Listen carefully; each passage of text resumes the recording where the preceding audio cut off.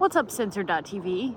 Bit of an unusual ep today. I had to go to traffic court this morning, and it's right next to the beach. So I was like, you know what? I'm going to the beach after traffic court. Traffic court went really well. She reduced the speeding from 20 over to 9 over. So that was nice. I didn't have to go to driving school. I thought I was going to have to do that. I know I didn't do an episode yesterday, so that's why we're just doing a impromptu episode today. Okay, so we've got all this bullshit going on with Shiloh Hendrix. Well, not bullshit. It's actually epic, amazing, incredible. I love it. She's a queen. But we've got that going on. And simultaneously, or I should say a little bit before that, we had the whole Carmelo Anthony incident happen. And, you know, what made that incident seem to be more infamous was the fact that there was little to no backlash from white people. That was clearly a racial thing. Carmelo killed him because he was white, and he's probably jealous of him because he's good looking and white and he's got good grades and is going to be a successful member of society. Meanwhile, he's a worthless piece of garbage. So Shiloh Hendrix comes along right after that, and I think it was just the perfect time. People were done. And one of the remarkable things about the Carmelo Anthony story was that the dad, the father of Carmelo Anthony, his son's not cold in his grave, and he is tripping over himself to make sure we all know it's not a race thing, that he forgives the killer, that there's no hard feelings, essentially. And, you know, whatever. People grieve however they want, whatever. The bigger picture that I see with this whole thing is it's a white guilt thing, okay? We have so much white guilt in this country that we would rather be nice to the killer of our children than appear racist or risk having other people feel in a racist way. So the reason why I want to make this video, I know the Shiloh Hendrix thing is old news by now, but I saw this New York Times article which absolutely stunned me to my core. Okay, so there was a road rage incident about 4 years ago, and Christopher Pelkey was murdered in that road rage incident. I believe he was shot several times. Now they say road rage incident, who knows what actually happened. It is the New York Times after all. I was reading the article, and what struck me as odd was that his sister decided 4 years later in court, as they're trying the man, and I believe he got 10 years in prison, which is nothing considering he gunned someone down, but okay. I also found it was unusual that I couldn't find the suspect's name, the killer's name. That's odd. Usually when the killer is not named and there's no pictures of the killer, that usually means they are brown. They're a okay? Turns out it was completely 100% true. Hi, this is Anthony Cumia. Hello, I'm Gavin McInnes. And together we're Compound Censored. And we would like you to subscribe with this deal using this promo code right below me right now. Do it, because it's very entertaining. Okay, so the killer's name is Gabriel Horcasitas. He's Mexican, probably an illegal, who knows, okay? All I know is he's brown, he's not from here, he guns down one of our own people, he gets 10 years in prison, and what is the sister of Christopher Pelkey? He's like a 3-term Afghanistan vet. He served like 3 tours in Afghanistan or something like that. So he's an army vet, he's a good guy. He was coming home from a church softball incident when this whole incident happened, and he was gunned down by this Mexican. Well, his sister, Christopher Pelkey, the victim's sister, decides, you know what would really be apropos in this situation? We're gonna make a deep fake video of Christopher, and he's going to explain how it's too bad that this went down the way it did, because they could have actually been good friends in real life. And that Christopher forgives this Mexican who gunned him down on the street when he was coming home from a softball game with his local church. Just to be clear for everyone seeing this, I am a version of Chris Pelkey recreated through AI that uses my picture and my voice profile. I was able to be digitally regenerated to share with you today. But here is insight into who I actually was in real life. Take a look. All right, I'm Chris Pelkey. I served with the United States Army in the infantry. I'm from upstate New York. And what else? Where'd you deploy? Where'd I deploy? I went to Baghdad in 2006, 2008, and then I went to Afghanistan in 09 to 10. I think the number one thing is God, is having a relationship with the Lord and being close with Him, and that He really is the only answer to every problem we have, everything we go through. We got to do it with Jesus at our side. Everything else I've tried has failed. And aside from that, just like Jesus says, love God and love people, and being in that community with people where we can lift each other up and support each other and have that community of like-minded brethren, combat veterans, people that believe in the Lord, and, people that are sober and trying to live that good life, so, it's just all about God and all about people. So, as you can see from my video, I recorded in 2021.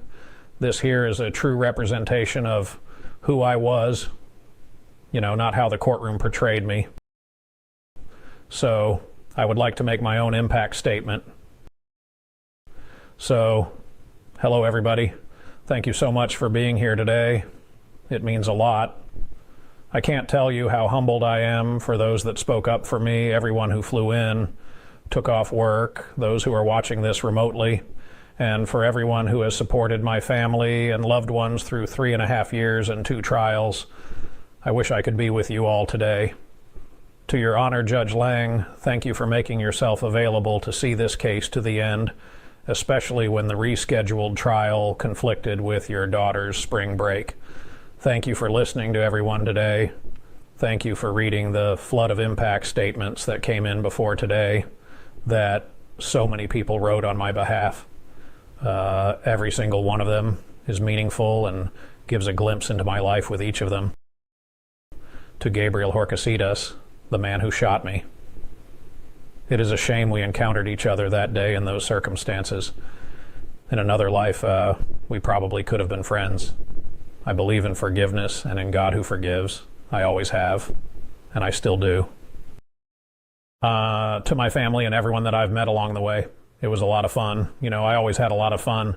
Love each other because you never know how long you have. But make the most of each day and live your life. It is okay to stumble. God has you. Remember, getting old is a gift that not everybody has. So embrace it and stop worrying about those wrinkles. I once played with one of those filters on your phone where you can make yourself look old. I shared it with a cousin of ours years ago. This is the best I can ever give you to what I would have looked like if I got the chance to grow old. Scary, huh? No, really. Thank you to everyone for being here. It means more than you know. Well, I'm gonna go fishing now. Love you all. See you on the other side.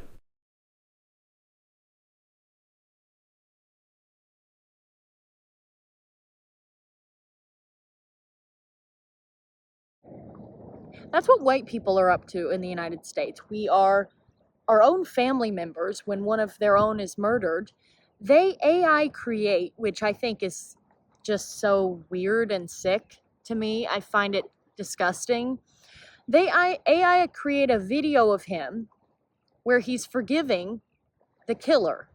He's forgiving the killer. This is next level. And this is why people are donating to Shiloh Hendricks. This is why people are so fed up. Because we've been doing this, these humiliation rituals. Who does this? Imagine it's your brother who was gunned down by some Mexican. Imagine it was your brother and you're looking down from the sky, you're looking down from heaven, and one of your siblings is AI generating a video of you using your likeness. Speaking of Mexicans, there's a whole crowd of Mexicans right there, so hopefully I won't be gunned down. Your sister decides, you know what, this is a great time to make an AI video footage of me forgiving this killer, and I'll show you the video. So isn't that video just weird and depraved and sick and such an indicator of where we are with white guilt? The good thing is, after the Shiloh Hendricks thing, I think we've really seen an end of this, you know? This seemed to be the cherry on top. It was the end. You know, this is the end. And even frankly, whenever I was on Piers, I wasn't sure exactly how people were going to respond to that. And the response has been overwhelming. The fact that he's getting ratioed on every one of his posts about me, he changed the YouTube name because it was like Piers Morgan destroys racist girl. And then he changes the caption to it's about free speech or something like that. He changes the caption because he was getting fucking destroyed in the comments. But I was really glad to see this. I was really glad to see the response to my Piers Morgan interview, because it really just showed me where people are at. We are so done with this. We're so done with this. I'm so done with the fathers of children who have been murdered by brown people and black people and illegals. I'm really, really sick of them coming out and saying, you know what? No hard feelings. You're all good. I hope you go to prison, and I hope you know that it's all good. In fact, we would have been friends in real life. It's all good. No worries. Don't worry about it, you know? You can rest easy because we forgive you. That's disgusting. That's absolutely despicable in my opinion, okay? And I just don't understand. I saw this video of some kudzu removal. Maybe I'll show it here. Okay, so in this video, it's like showing them removing all this kudzu from whatever. Kudzu is an invasive species. It was brought here. It's foreign. It's a foreign plant. It was brought here, and it's essentially taken over the South. I don't know if it's up north. I don't know if it's out west, but I know it's everywhere in the South, and it's absolutely taken over. It chokes out the native plants. It chokes out the trees. It's just a terrible plant. It's just like starlings, how they run off the native population of birds. This is the same principle with these brown people, these black people. And here's the thing with even black people, because the argument is, well, they've been here forever. They don't identify with our culture. They don't want to be a part of our culture. They don't want to assimilate into our culture. They don't want anything to do with our culture. They look down on it. They despise it. They loathe it. That's why they say we have no culture and they have culture. These people don't care about America. They don't care about the founding principles that America was founded on. They don't care about anything but themselves, their countries, their heritage, their made-up heritage of we was kangs. And they want to bully us. They want to strip us of our rights. And they want to kill us with impunity. And then they expect an apology from us, from the victims. Well, the good thing is we are done with this. Now, where we go from here is another story, you know. It's one thing to wake people up and have them be good and mad, but it's another thing to actually do something about it. We need to get rid of all of these people. They need to be shipped back to their own countries, every last one of them.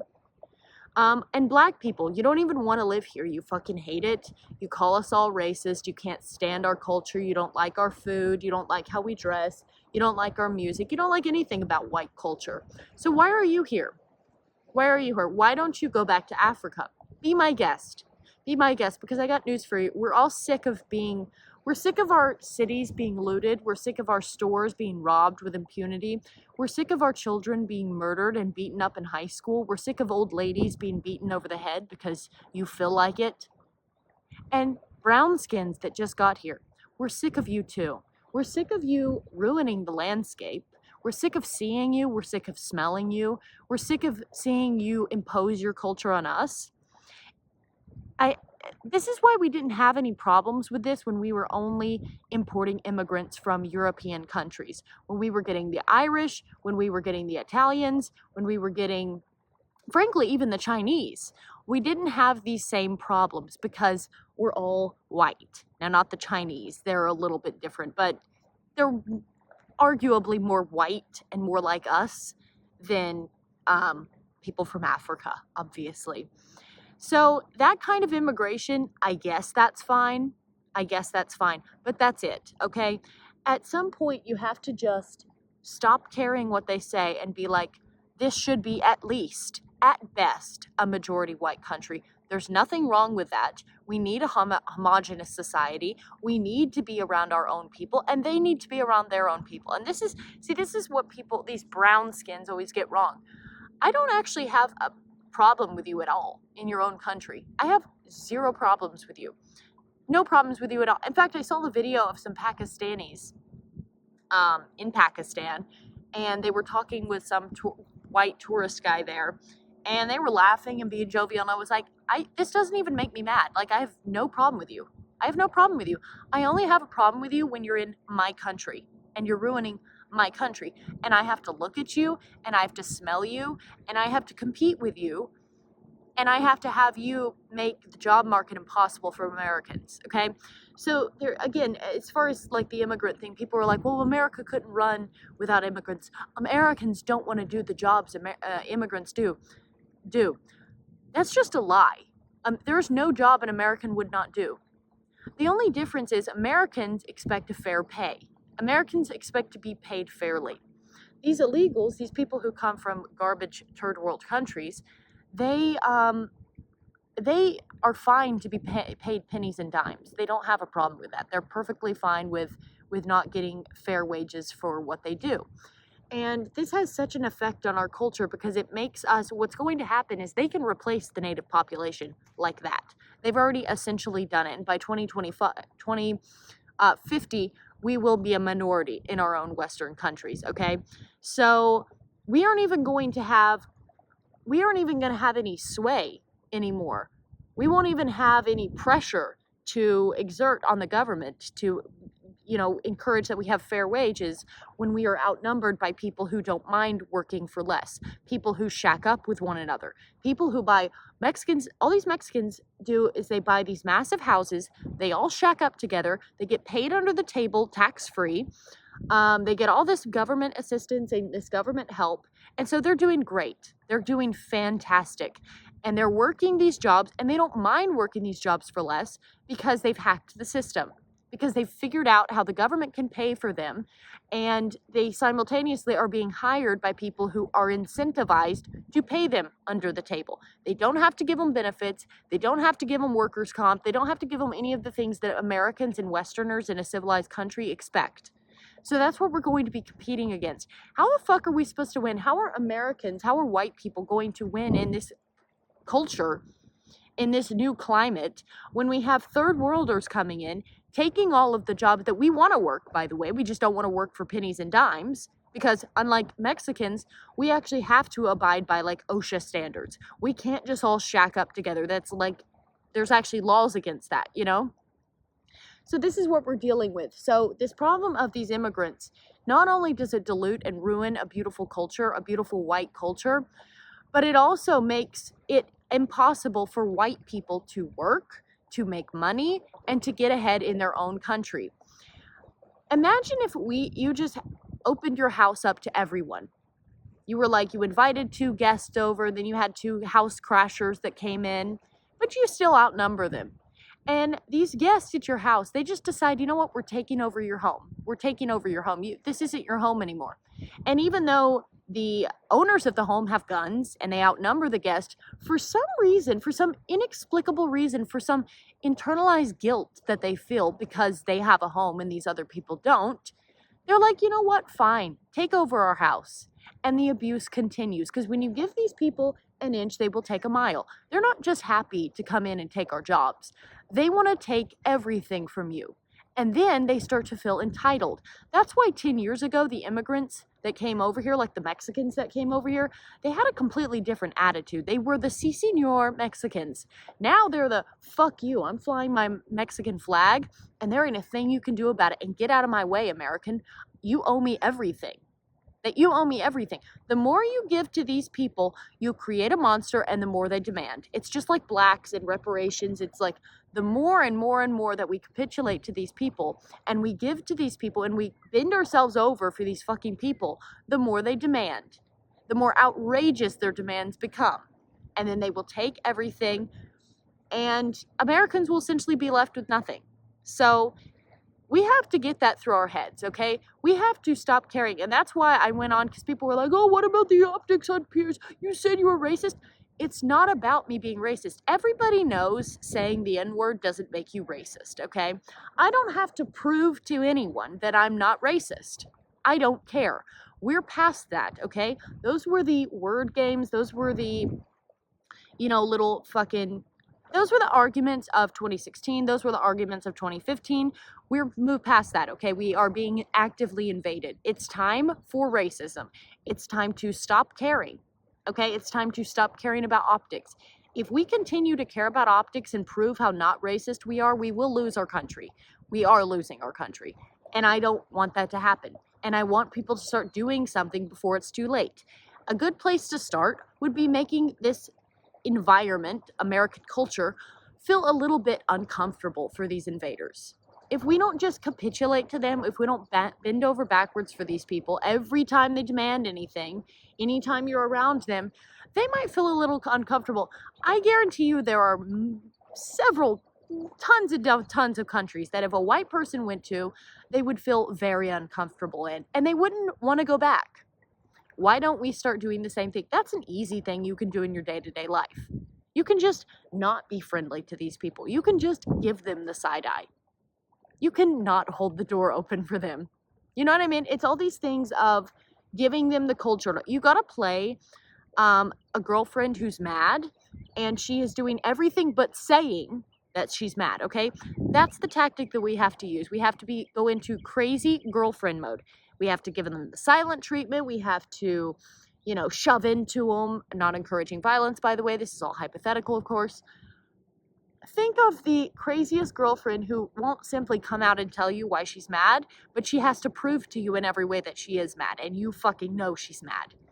That's exactly how we should be treating immigrants in our country, so that, yes, we're not going to get mass deportations, and the revolution is never going to happen. Or at least it's not going to happen until there's total economic collapse and people have nothing to lose. In the meantime, however, we can make a hostile environment for these people, and we should be doing that.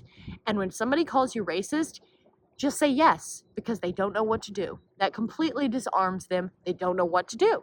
They can call you disgusting. You'll be like, correct. You're racist. Correct. You're a bigot. Correct. Any more questions? Now get the fuck out of here. So, what did we learn from today's video? That white people have been so fucking inundated with white guilt that they are willing, at the trial of the murderer of their family member, to AI generate a deepfake video of their brother, the victim of this slaying, forgiving the person and saying, you know what, no hard feelings. In fact, it's a shame. It's a shame you shot me because we could have actually been good buddies. No. You would have never been good buddies. You would have never been friends because he's brown and you're white. They come from a different country. Even in the animal kingdom, birds of a feathers flock together, okay? So that's the thesis of today's video. Rather short, but I think it's just like we've got to stop. We have got to stop, and we have to all start doing our parts by making these people feel uncomfortable. So, if you enjoyed that clip, then subscribe to Compound Censored using this promo code.